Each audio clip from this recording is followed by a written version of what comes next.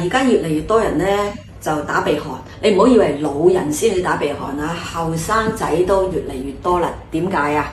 因為已經係佢哋成日打機咧，嗰個生理弧度啊，頸嘅生理弧度咧已經唔係咁正常啦，已經變直啦。佢一變直咧就會即係俾呢度一啲壓力，咁呢度後面嘅壓力咧就會令到前邊咧都會有壓力。咁當我哋向天瞓嗰時咧，咁呢組肌肉咧就會塌陷噶嘛，咁啊壓迫到嘅氣管就打鼻鼾咯。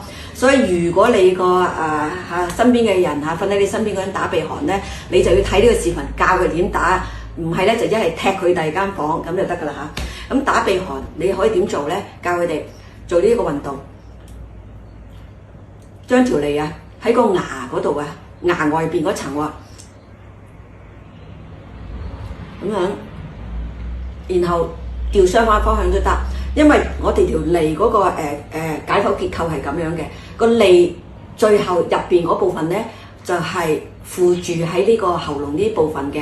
當我哋咁樣運動條脷嗰時咧，就係運動到呢一堆嘅肌肉嘅。咁當你運動到啦，咁佢個血流又會快啊，又會好啊，咁咪會有幫助咯。咁同埋經常咧就係唔好睇手機啲啊，唔好睇咁耐啦。同埋咧就係刮下，用刮痧板啊刮下條頸，等呢度嗰個肌肉唔好咁僵硬。咁另外個穴位咧，我可以教大家嘅就係呢個穴位咧，就喺嗰個叫一條叫脾嘅經絡嗰度嘅。咁脾嘅經絡咧係由呢度開始嘅，一路係經過呢度上去我哋咧，然後會連接到我哋喉嚨呢個位嘅。咁呢個穴位就叫做公孫穴啦。公孫穴喺邊度咧？咁大家睇下我隻靚腳啊嚇。咁呢度咧就係一個大拇指呢個叫做指掌關節。